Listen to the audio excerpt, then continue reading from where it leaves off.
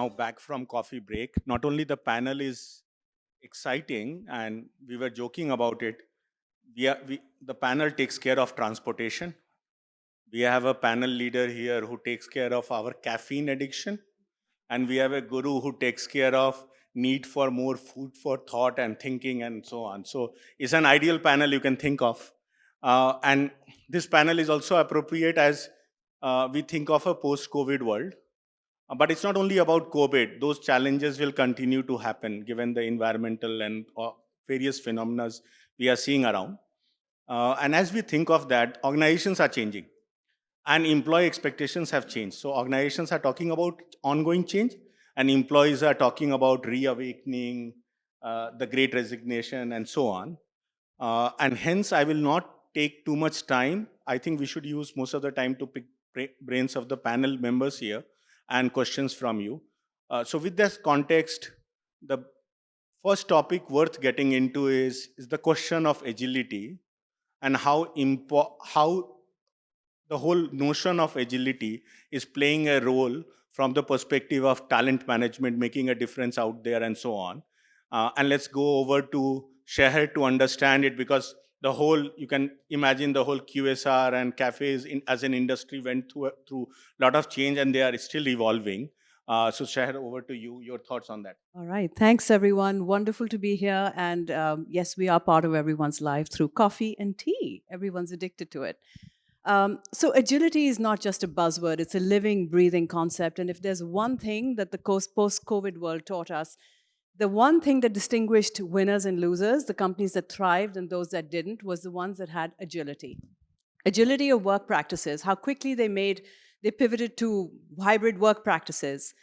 Agility in their culture, how quickly their leaders were able to lead through trust and accountability. Agility in their talent agenda, how quickly they could upskill and reskill their workforce. And agility in their business models, how quickly they could dial down their costs because it was a time when margins were compressed. So for me, agility is really about, it's the number one thing in the talent agenda, measured through, reskilling, but not just skill sets, mindsets and structures. Today, companies don't just want people with narrow, deep skills, they want breadth. You need to have depth in something, but you need to have breadth to add to it. So that's my take on agility. So thanks on that, Sheher. Farmin. If I could add to that, good morning. It's really a pleasure to be here today.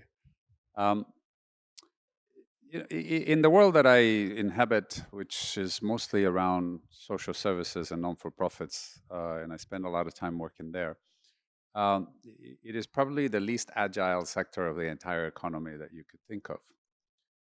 It is conservative to a fault.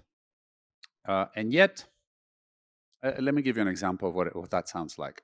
If you ask a social worker to try to, 3 years ago, to have a conference call, a video call with a client, they would tell you that you were being insensitive, that you were being inhumane. Those are the kinds of words they would use because you had to do this in person. If you ask them to perhaps use RPG to respond to initial calls from any potential beneficiary, they would have told you the same thing. Oh, no, we need to do this in person because we can see things. The same would go with therapists. These people didn't want to change one iota, nothing. Then COVID hit, and guess what? You had to change overnight. We learned to be agile by default, not because we planned it. If we had planned it, however, it would have been way easier. And this is, I think, lessons to be learned coming out of this pandemic.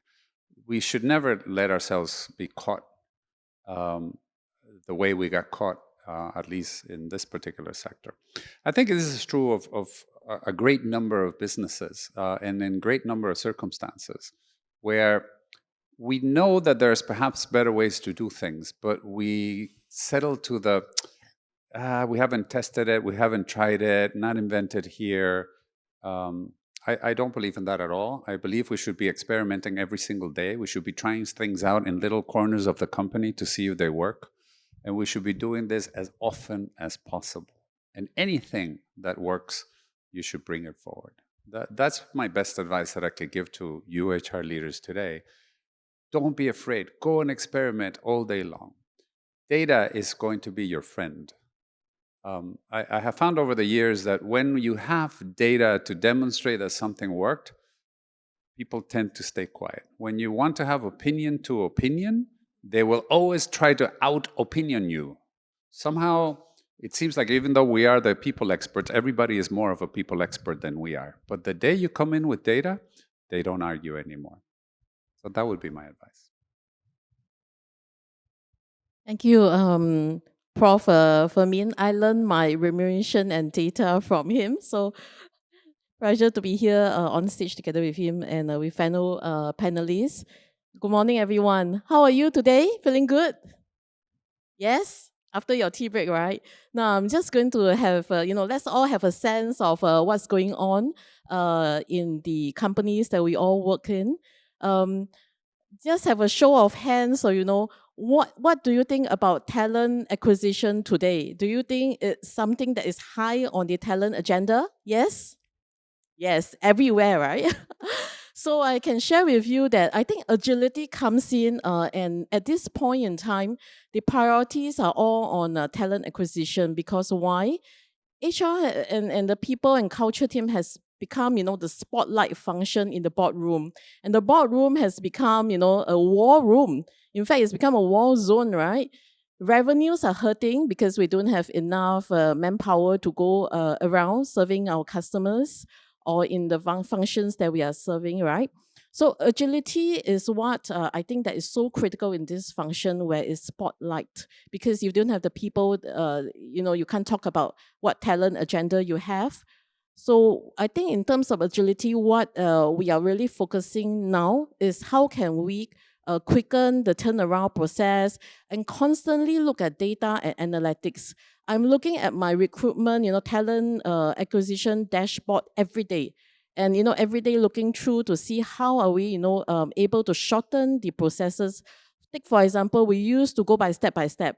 Okay, you call the candidate up, you shortlist, and then you go through the process. And then once you identify a candidate, we used to do reference checks first, and then after that, we do the letter of employment and so on and so forth. So now we have shortcut the processes and basically say that we'll do everything concurrently. Because what is the risk that we are taking? It's very, I would say the chances are not that high that once you've identified the reference checks go wrong, it's very low. So in fact, when we look at agility, we are looking at, the interrelationship with the other parts of the function, for example, your governance, your risk, and more importantly, how are we doing better to serve our customers? So that would be my take on agility. So thanks, Angelina. So interesting takes, and it actually brings the story together. Sheher did talk about how agility is needed across all aspects, including the mindset changed. Fermin did talk about what drives that change, which is data. And great point there. If you try driving it without data, it's political. It's me versus you. Versus when you have data, you actually agree on problems to solve and solve it together. And Angelina was pointing around the need for acceleration and how all transformation is people transformation. It's in the center, and there is a higher expectation of results. And what Angelina was also pointing to is processes are not sacrosanct, purpose is sacrosanct. As you anchor on the purpose, you will have ability to improve and collapse some of the process bureaucracies we have created over years.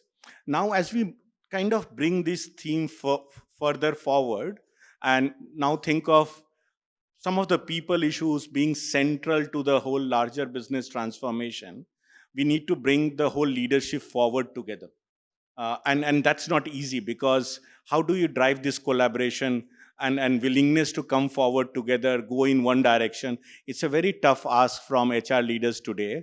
And we'll go back to the guru here, Fermin, to say, open this up and say how he's seeing this work and what are the challenges which really creates problems here.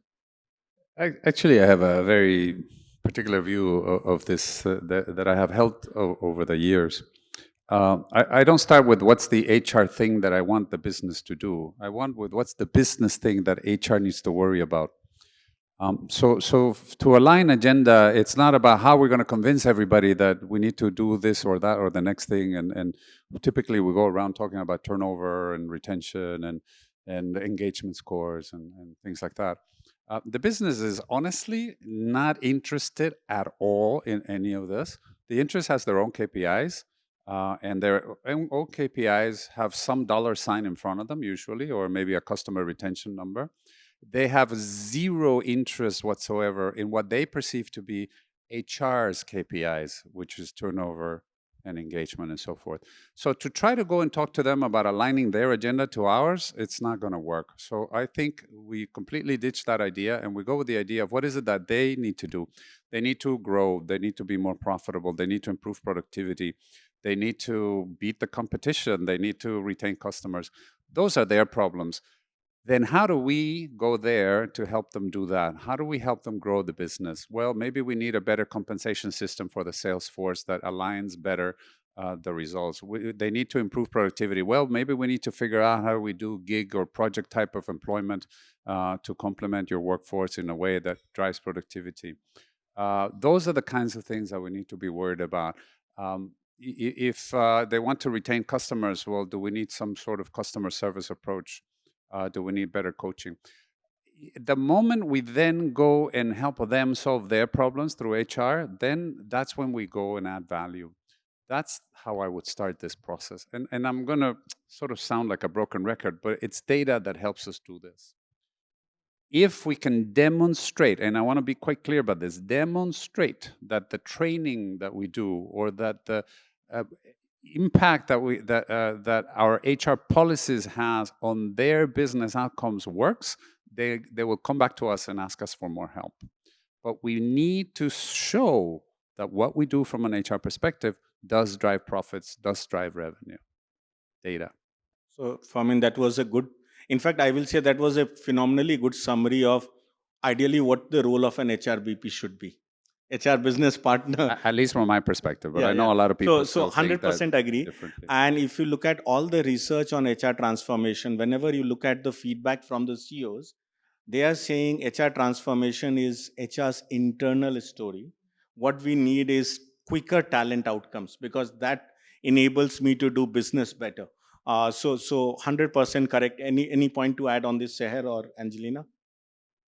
So I've just joined Coffee Bean and Tea Leaf, just to clarify, on the 1st of April as the global CHRO, and I moved to Singapore from Hong Kong.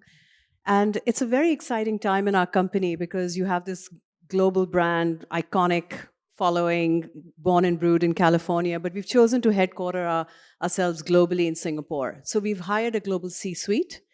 And we have this hyper growth, high growth ambitions to, double down on growth of cafes and lead, storyline to an IPO. We don't even have a starting point until we can get the global leadership team aligned. So I have a role to play in doing that. And the way we did this in California just a month ago, but it gets us started. You really need to bring these very smart, individualistic, pride-based people that were hired for their competencies and take them to create a team and then a tribe. And it really starts by clarifying mission, vision, values. Why you're here, how you're going to do it, and basically what you're going to do. So clarifying that, and then you go a step further and you build kinship, because you create safety, trust, and people start seeing themselves as extensions of each other and building that camaraderie. It then goes to healthy conflict, and then you go a step further to a thriving stage. It takes time, but you need to get the top team there before you can start sprinting.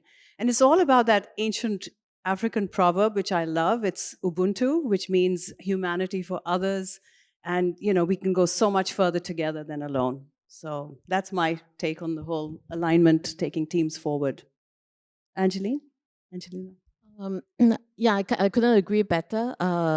Yeah, but I would like to talk a little about strategy and also implementation and execution. We all know that you have a good strategy. You need good people to execute the strategy. So 20% strategy, 80% execution. But what's so critical now is that we used to go for long-term plans, 5 years. short to mid-term, 3 to 5 years. But I think right now at this moment, should look at immediate. What are the people and culture issues that we need to solve immediately before we even talk about the long term? How are we going to get there? So I see shorter cycles on how are we going to keep on meeting the expectations from the business that's out from the people and culture team. I see the need, to work around things. Sometimes, we can be professionals to say that we want the best and the most suitable solution, the most suitable talent. We don't even say best talent anymore. We say most suitable, right? But right now, I think we are going to okay, this person is about 60, 70% there. As a people and culture team, how are we going to level up this person to meet that, at least 80 to 90, or even, to groom the person to become that ideal, talent that we envisage the talent has, in terms of potential to get there. So I see that there are a lot of mindset shifts about timeline, about the long-term goal versus what can we do immediately right now to solve the talent agenda. In fact, again, super interesting points, and earlier shares point around bringing set of high performers and making them work together. I personally am experiencing that at a company which is growing among the fastest in Asia. It's very true. And going back to your point around execution and how do you anchor on that, I will tie both those to going back to data. Because if you think of long horizon planning, which Angelina you were talking about, that happens but doesn't work in real time. How it works in real time is constant view of data and recalibrating it all the time. So again, I will say great set of insights to bring this whole topic together. So let's continue on this and really unpack the next stage as you think forward. So a couple of things are going to happen. And go back to the earlier comment of what Fermin was saying, that we'll have newer surprises, newer black swan events which will hit us. How do we get ready for it? How do not only we are being ready, how we are being resilient that we'll do better as those things will happen. So with a future lens, how do you see the whole HR changing and workforce solutions changing? So Angelina, this time we start with you, and then we will have other panelists share their ideas. Yeah, I think I'll just continue from the previous conversation. Personally, I believe in a lot of meeting, the KPIs, meeting the goal, because that's what we are measured against. And we need to also have an eye on the data, on the dashboards. If we don't start to measure this, what we are setting out to achieve, probably we lose sight of it, because people and culture team, we all know that we don't have an easy job. We are always swamped with so many, operations issue, people issues that we need to attend. So I believe in, having really a close watch over what we are, trying to achieve. And as we all know, and this is my favorite, every time, I tend to sound like a broken record again now. What gets measured gets done. So we really need to be, very clear, and the communication with all the teams need to also be very clear. But what's important that's going to get us to the future, I believe, is employee experience, right? And then employee experience again starts from the day that we engage the candidates. How are we, sharing what is the purpose of your role, and more importantly, not only share with them the purpose, how are you linking that personal impact that they can make to the daily work that they do, and how that will actually contribute to the bigger strategy that we have overall as an organization. So I think in the past, we've always been like, okay, this is your job, you do it. But rather, I think now at the moment, people are wanting, more. They're thinking a lot more, which is good, and it's come natural because the world has progressed. We're already in Industrial Revolution 4.0, and we used to have this, people and culture, we call it 1.0. Now with COVID and everything is over, but we are moving towards a version 2.0 that we are trying to build. And very soon it'll be 3.0 and 4.0 and so on and so forth. So I think that change is happening so quickly. But we need to double down on the communication to explain to people why are we doing this, and more importantly, as I said, how is your job link. If let's say, assuming today this job can be replaced, by machines and, replaced by AI, so what else can you do? What other, more meaningful job that you can take on? Do a higher value job. So I always say that, do not be afraid that, of technologies and to be replaced by all these new things that have come on that we never heard 20, 30 years ago. But think about constantly, how are we going to shape the organization structure to meet the business demand, the disruptions, and more importantly, how are we crafting new jobs, new roles going forward? I think that's a lot for for all of us as HR professionals to think about. Yeah, is that constant evolution, and what are we doing today to prepare ourselves for tomorrow? All right. I'm going to start by talking about the role of the CHRO and then how you create impact through that. So, to be a really good CHRO, you don't just need to understand the HR practices, you need to really understand the business you're working in. So, I mean, that is table stakes today. All right, that's a given. You should be someone that is very conversant with the language of the business, understands what it takes to succeed and enable the business. Today, we've gone a step further. This business savvy HR, CHRO needs to be a future of world architect. You need to be a culture builder. You need to be a mental health and wellness advocate. You need to also be a D&I champion. There's so many aspects to this job that didn't exist before COVID. And you've got to step up to this. By doing this well, you've got to either learn those skills yourself or get people in your team that can supplement those skills. And by doing all that, you create a purpose-driven, future-forward, people-first culture that impacts lives and the communities and the world we live in. So for me, HR makes major impact when you do it right.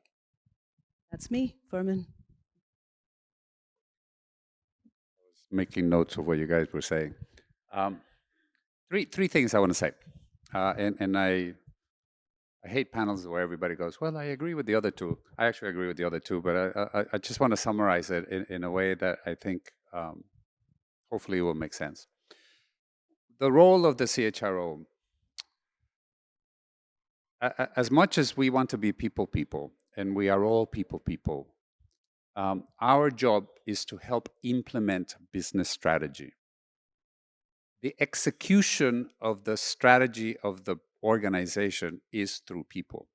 That is our job, to have the best possible execution of that business strategy. We should play a role in the design of that strategy because the strategy cannot be built in abstract without understanding what are the resources that we can throw against it. And just like finance has to play a role as to how much we can invest, HR needs to play a role as to whether or not we have the people to execute.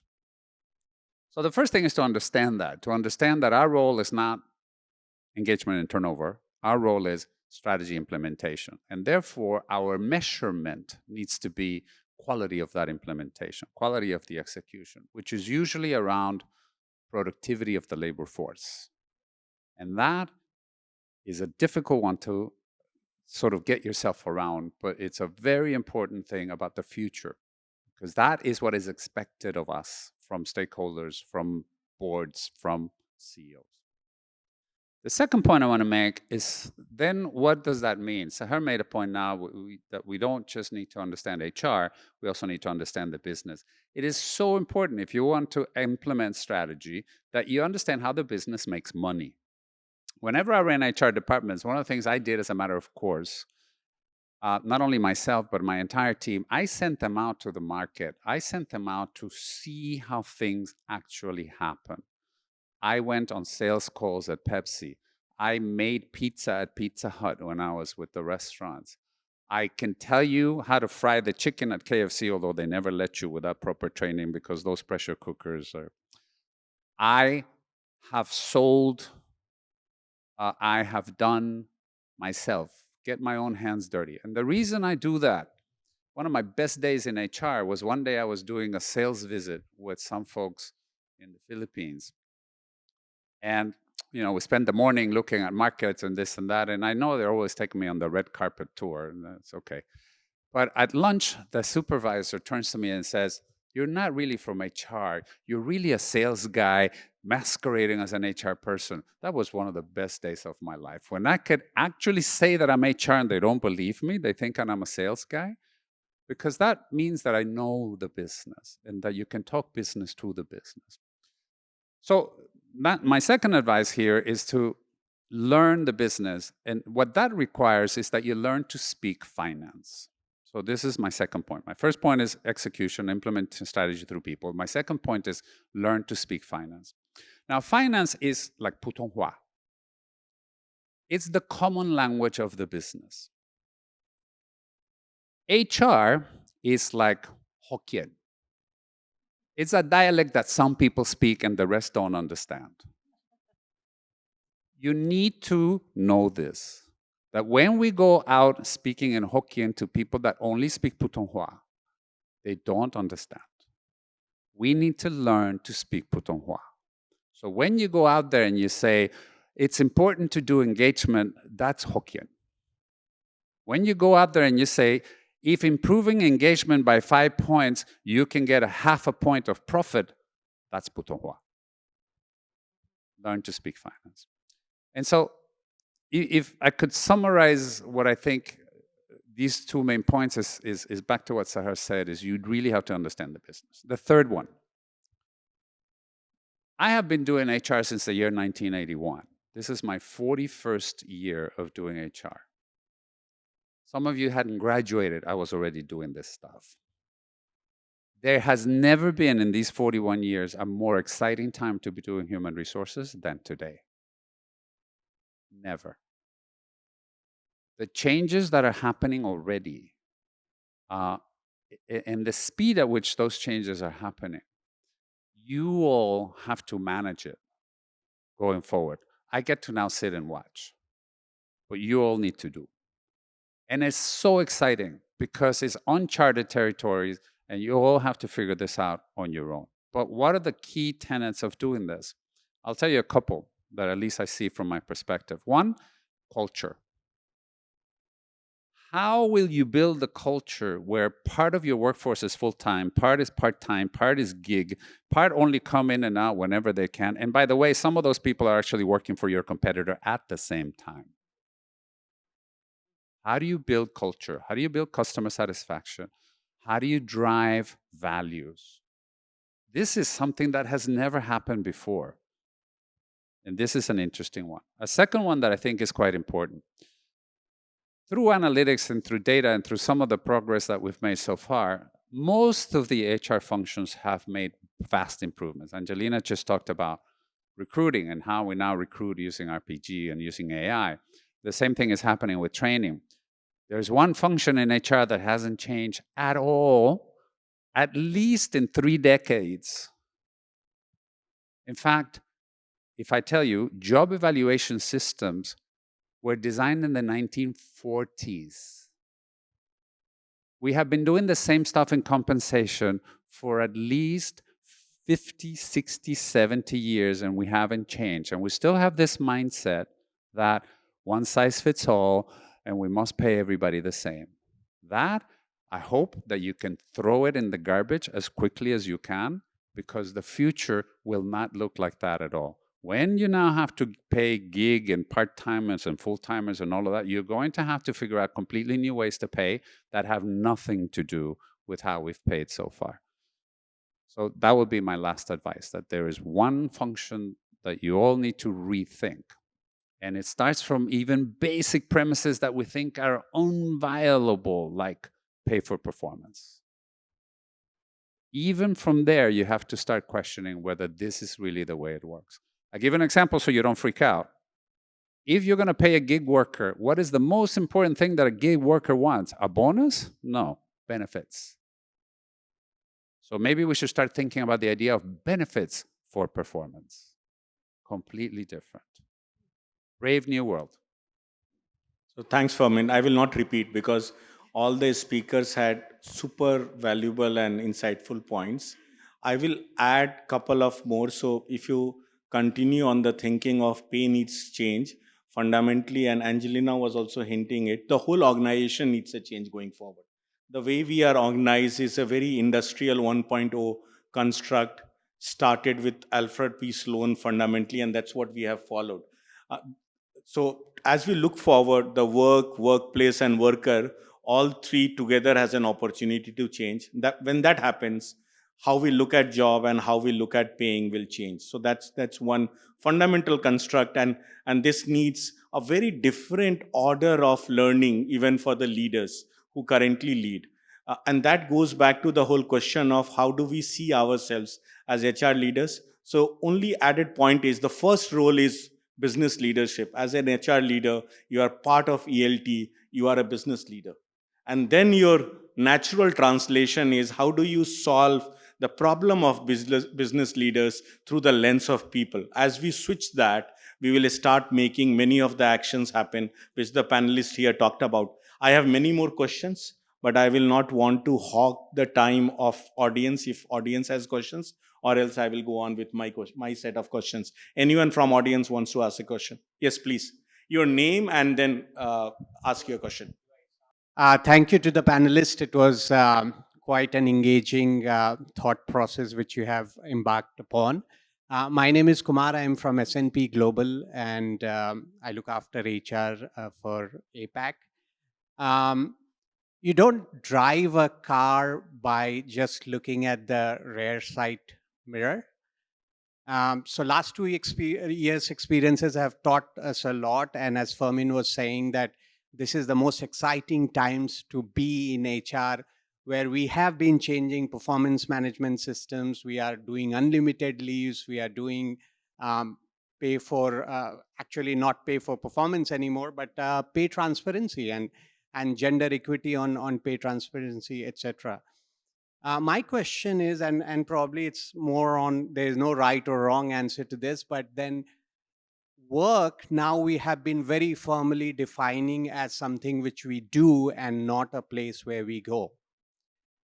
Are we getting into more individualistic era of work with different kind of work arrangements, and which of course kind of impact the culture or the tribe mentality which we used to drive? What does panelists see? How is that aspect evolving?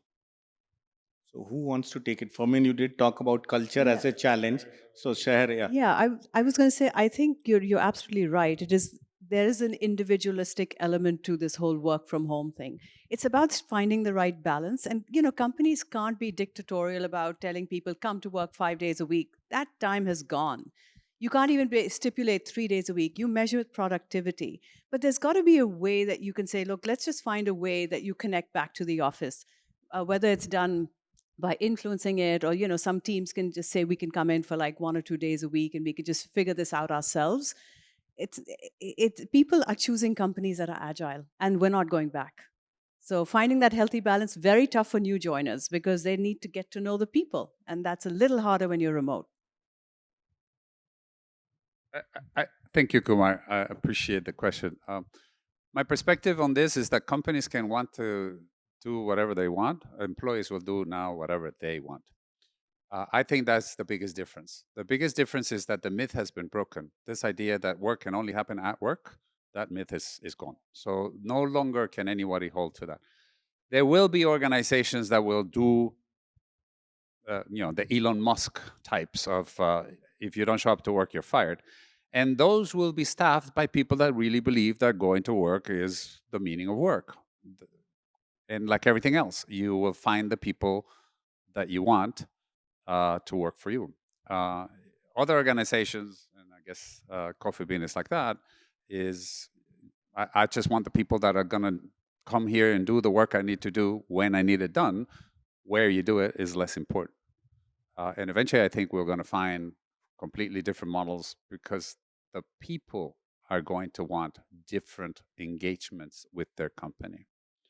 So it's going to be driven by the employee side, not the employer side. Lina, any point you want to add? Yeah, absolutely. I mean, I can't, agree more than what Fermin and Sahar has mentioned. The reality is that the good and the bad news is that this is going to be a continuing trend Why? Because we are having lesser and lesser people. We are not reproducing fast enough. And this is a global trend, not only unique to Singapore and this part of the world. So whether, we will become more individualistic, definitely. But the thing is that how are we, going to hold things together, still have that kind of collective, camaraderie, and also to get people together. I think that is a constant challenge that we're going to face. Therefore, I subscribe to what Sahar mentioned earlier, right? There's no more, you try to maintain equity, you try to, look at paying people the same. I think that is definitely, something that we can't hold on for very long. We need to be innovative and think about, there's no more one size fits all. I think we have to, drop that fear that, people will compare. What if we set a precedent? I mean, these are typical HR languages that, by and by every day, we try to convince our business. My view and my thought is that we probably got to drop that, because we are going to think about how can we customize. But obviously, if you're a very big population, organization, you can't customize your solutions, your benefits, your comms to individual. What we need to do is to start to group people together. Okay, hey, this group, they don't want to come into office. I mean, they are fine, working from home, they are productive, they still can produce whatever we want them to. So this group, you got to tailor something for them. And there's another group that say that, oh, I love, social interaction. I want to come back to office every day. So you still need to give them that workspace, that is so cherished. So this group, you got to think of, a solution for them. And there could be other groups that say, okay, some days I'm gonna come in, some days, I rather work from home. So you got to have another solution. So what I'm trying to, say here is that you probably need to start to think about how are you going to have, yes, customized solution, not to the individual level, but looking at grouping them. There should be, some common themes, common interests. So I see that we need to be, again, prepare ourselves for more diversification on how to manage different groups of unique individuals with different wants and different needs. Can we walk away from it? Unlikely, because why? It's shortage of talent is a global trend and it's going to continue. So we need to come out with something that is going to change. And perhaps all of us who are sitting here, all of you get a chance, to come up with something new, a new model that, some of us, might even want to follow going forward. So that's how, I view the challenges and the opportunities that, we have to go forward. Yeah, so I will say diverse responses and all valid. The thing is, there is no one top-down approach for sure. For example, we are a small startup, but we have a professional services group, a product and engineering group, sales group, and customer success. What works for all these four groups are very different for sure. And then within them, there are differences. So, and then there are these experiments on, and each country and each subgroup has created unique experiments, and we are trying to connect common themes. Is it a perfect answer? No, but it will continue to change all the time. So thanks for asking this question, and I hope this adds value. Any other question in the audience? Hi, I am Prashant Pandey.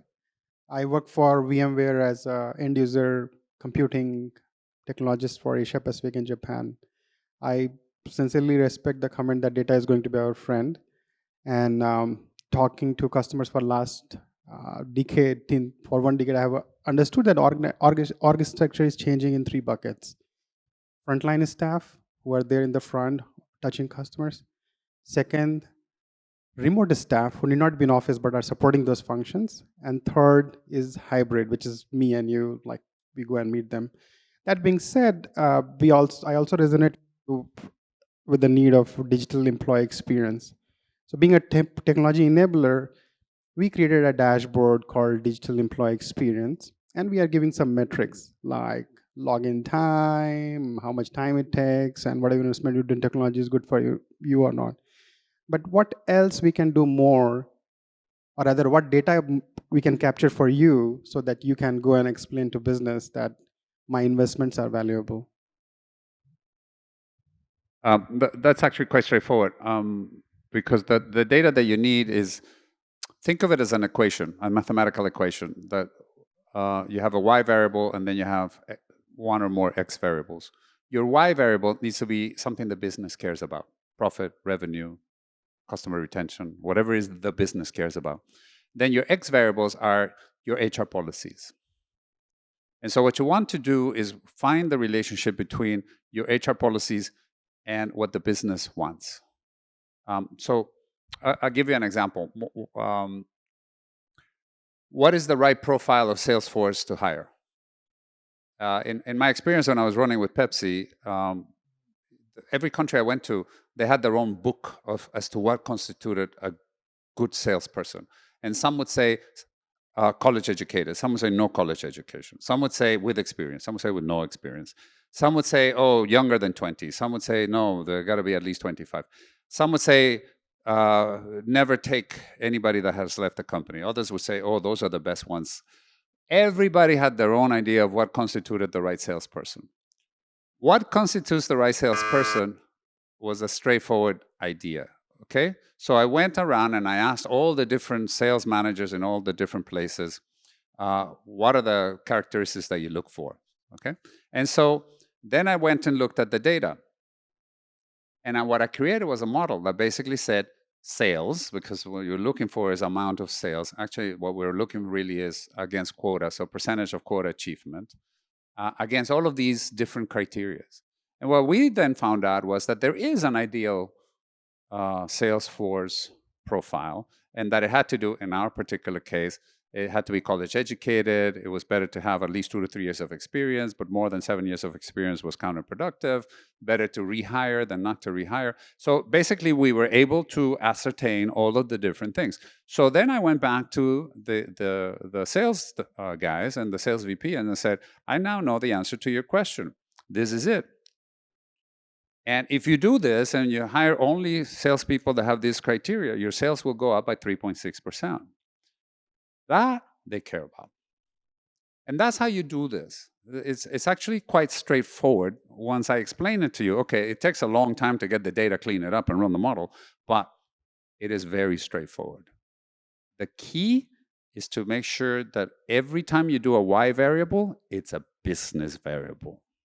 We try to do math equation on using AI and data. Where we're struggling is to really get a binary for emotions. Sitting here, I'm happy talking to you. How do I measure that? However, in an Excel sheet, somebody can say 1 or 0, but I might be like 0.7, 0.8. So the digital world is okay. If the laptop doesn't boot fast, I can measure. If the Apple boots fast, I can measure. But if the employee is not mentally well-being, or he or she is not excited about job, he's not motivated, his attitude is wrong, how we capture that part? So in fact, there is a long history of science on this. This is interesting. You are getting into the engagement of say, stay, and strive. Now go back to industries where this has been done for years. So if you go to hotel industry, in the whole tourism, they connect employee engagement to customer experience.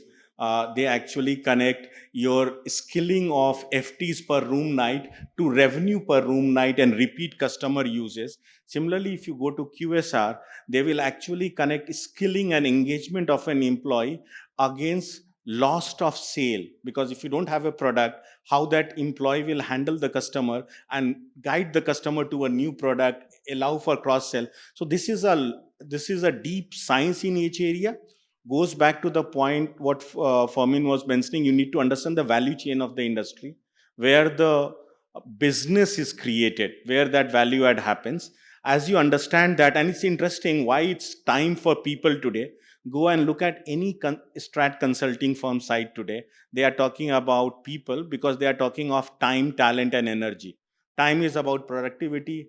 Talent is about the fitment into a role so that you can create impact. Energy is about your motivations, the point you were talking about. So there is enough established science which needs to be translated into AI. And the challenge is, many a times we end up with AI machine learning initiatives without understanding the science and context of organization and talent. In fact, last year, MIT did a whole research around AI-based hiring, where best AI tools were scoring Mandarin response in an English interview at the same level without even capturing the difference.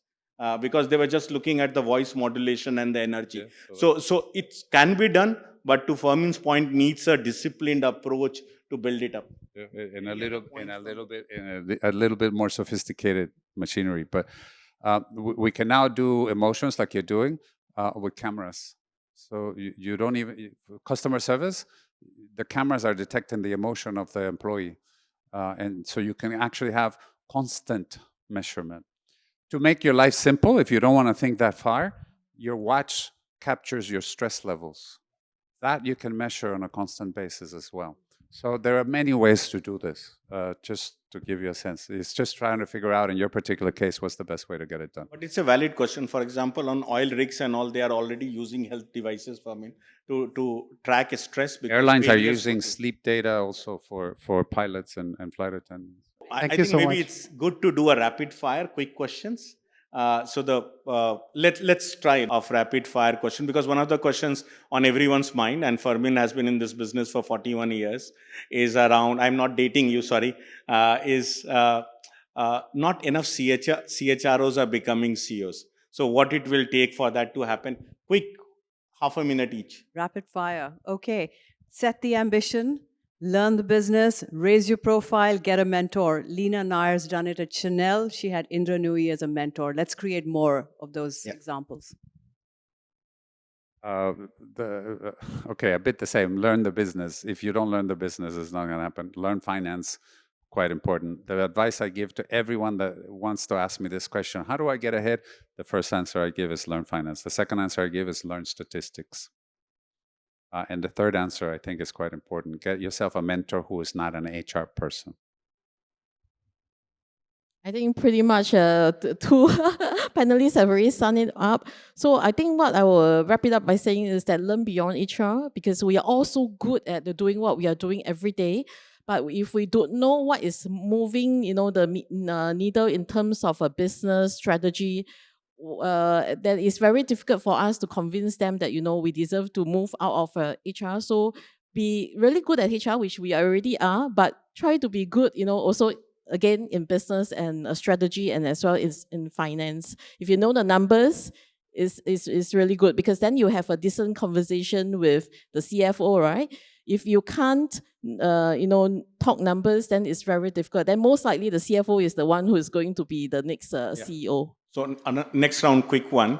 But the only thing I will add there is have ambition. Less than 10% CHROs have ambition for the next level, which is just not right. It's a extreme aberration. Any other function head will have an ambition of CEO level role. HR is less than 10%. Next question, and really quick one. What HR should stop doing and start doing? One each. I mean, let's get rid of the payroll. Somebody else can do it. I'll find an outsourced provider. Start building your culture. Amen. Stop merit increase.